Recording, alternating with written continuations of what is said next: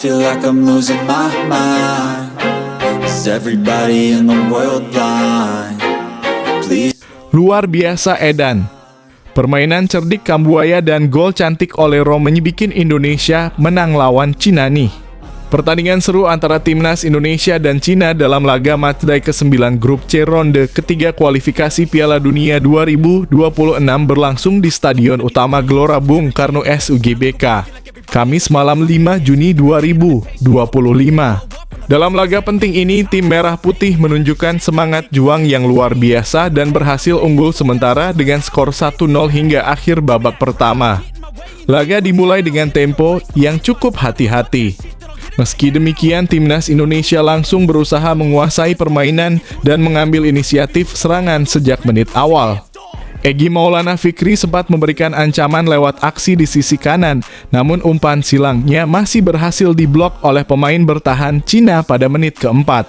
Cina yang lebih mengandalkan strategi serangan balik mencoba membalas lewat sepakan Chao Yuning di menit kelima, namun bola masih melambung jauh di atas gawang kawalan Hernando Ari. Tim tamu mulai mendapatkan ritme permainan dan memperoleh sepak pojok pertama mereka di menit ke-8 setelah penetrasi cepat Yoh Jing Chao dihentikan dengan baik oleh Rizky Ridho. Namun justru dari momen sepak pojok itu, Timnas Indonesia menunjukkan transisi cepat yang memukau. Ricky Kambuaya memimpin serangan balik cepat hingga akhirnya ia dijatuhkan oleh Xu Haoyang. Wasit tak ragu mengeluarkan kartu kuning pertama dalam pertandingan ini. Pada menit ke-10, giliran Indonesia yang mendapatkan peluang dari sepak pojok. Sayangnya, skema umpan pendek yang coba dibangun masih bisa dibaca dengan baik oleh barisan pertahanan Cina. Memasuki menit ke-20, lini serang Indonesia mulai menunjukkan harmoni yang mengesankan.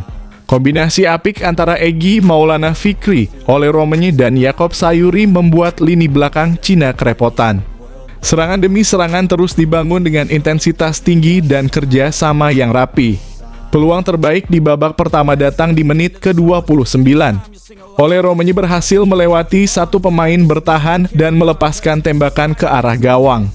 Namun sayang tembakannya masih terlalu lemah dan mudah diamankan oleh kiper Cina, Wang Dalei. Puncak kegembiraan terjadi di menit ke-40 saat Ricky Kambuaya dilanggar oleh Yang Sexiang di dalam kotak penalti. Wasit langsung meninjau kejadian tersebut melalui VAR dan memutuskan memberikan penalti untuk Indonesia.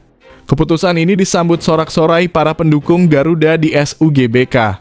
Eksekusi penalti dipercayakan kepada Ole Romain dan ia menjalankan tugasnya dengan tenang dan sempurna. Tendangan kerasnya berhasil mengecoh kiper Cina dan membawa Indonesia unggul 1-0 pada menit ke-45, tepat sebelum turun minum. Babak pertama ditutup dengan keunggulan Indonesia dan ini menjadi modal penting untuk menghadapi paruh kedua pertandingan.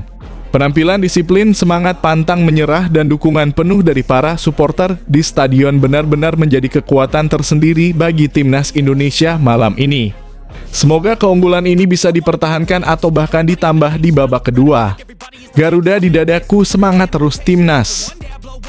Keunggulan 1-0 atas Cina di babak pertama tentu menjadi pencapaian positif dan penuh semangat bagi Timnas Indonesia. Namun pertandingan belum selesai dan mempertahankan keunggulan atau bahkan menambah gol di babak kedua adalah tantangan yang tidak mudah.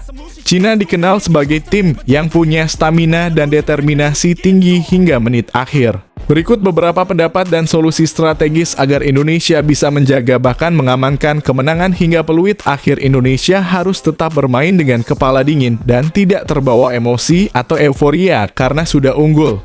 Terlalu cepat ingin menambah gol justru bisa membuka celah di lini belakang. Kontrol tempo permainan adalah kunci agar Cina tidak punya banyak ruang untuk membangun serangan balik.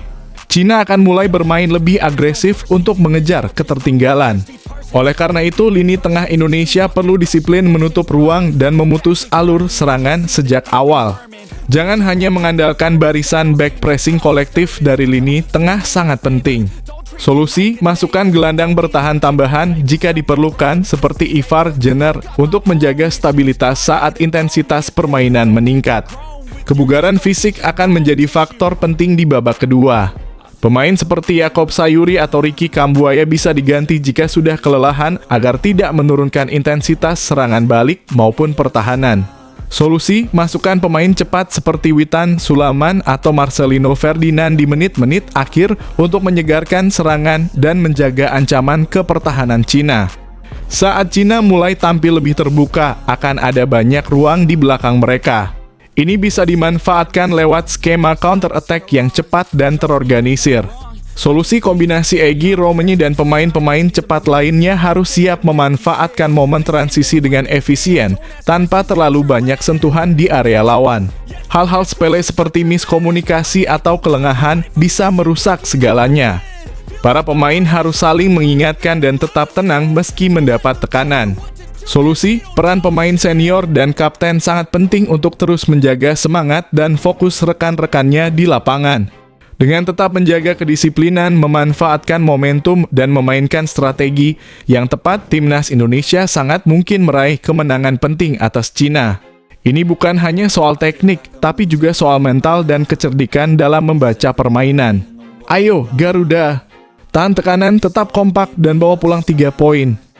Evaluasi timnas Indonesia jelang hadapi Jepang, disiplin, transisi cepat, dan strategi realistis jadi kunci. Setelah menampilkan permainan impresif dan berhasil unggul atas Cina dalam lanjutan kualifikasi Piala Dunia 2026, timnas Indonesia kini dihadapkan pada tantangan yang jauh lebih berat. Pada pertandingan berikutnya, skuad Garuda akan menghadapi salah satu raksasa Asia, yakni Jepang. Laga ini diprediksi menjadi ujian terberat bagi Indonesia sejauh ini dalam kampanye kualifikasi. Untuk dapat bersaing dan jika memungkinkan mencuri poin dari tim sekelas Jepang, pelatih Patrick Kluivert dan tim pelatih perlu melakukan sejumlah evaluasi strategis dari pertandingan sebelumnya. Meski kemenangan atas Cina patut diapresiasi, beberapa aspek permainan masih perlu diperbaiki jika ingin tampil maksimal melawan Jepang yang memiliki kualitas teknis dan pengalaman jauh lebih tinggi. Pertahanan harus lebih konsisten dan disiplin.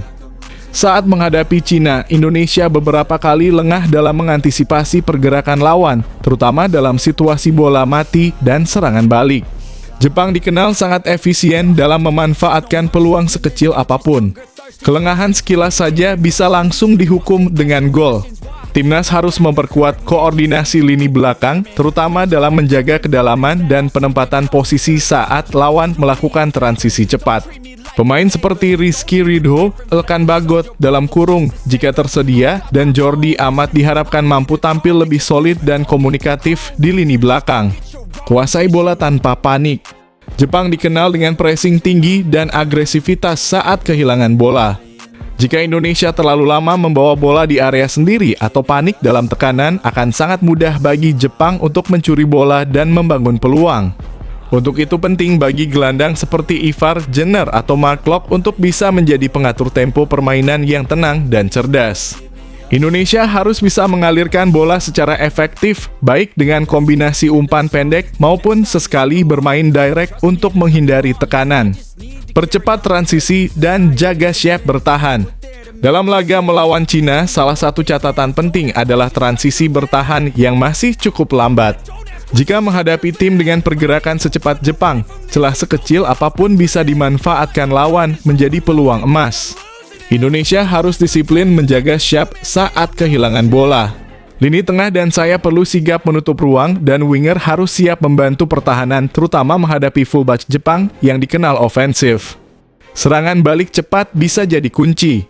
Melawan Jepang tidak realistis jika berharap bisa mendominasi penguasaan bola.